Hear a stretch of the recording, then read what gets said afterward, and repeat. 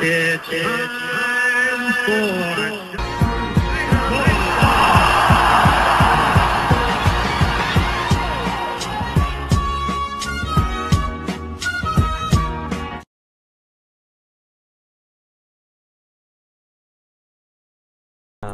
Here you are with Coach Mike Roberts, talking base stealing. Mike, thanks for joining us. You're welcome. Oh, it's my pleasure. Thank you.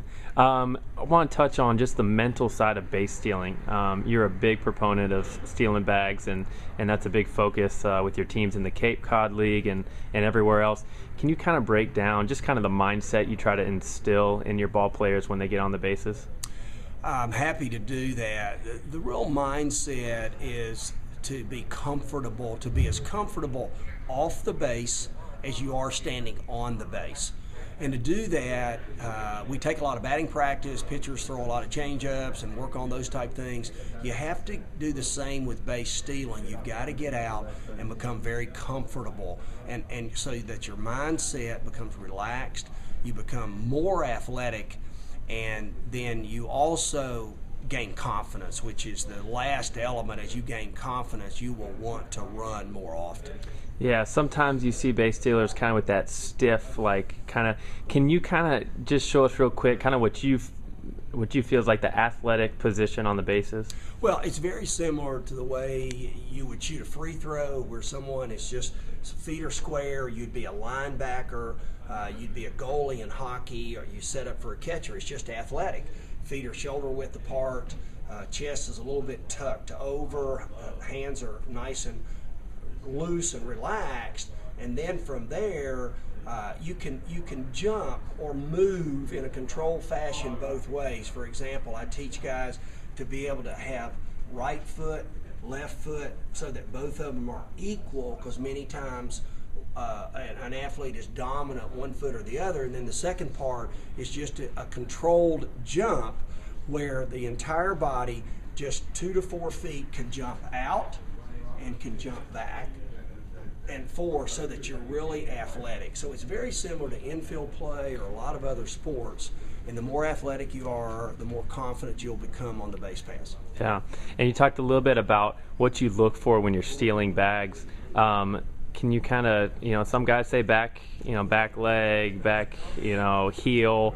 What is it you teach your guys? Well, we don't look for any particular thing on a pitcher, because I teach anticipation, and we're going to move at both first and second base prior to a pitcher's movement. So again, I want to say that so it's clear, is that our movement on the base pass is going to be before any movement by, say, a right-handed pitcher, moves, so that we're in control of the pitcher instead of the pitcher being in control of us. Now, it is a controlled movement, so we're just looking in the general area after that instead of looking at foot, knee, or shoulder, because we're already in motion.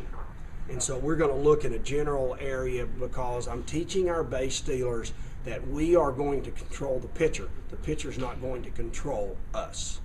And last question, what's one piece of advice you'd give base runners out there that kind of want to take their game to the next level and steal more bags regardless of their speed?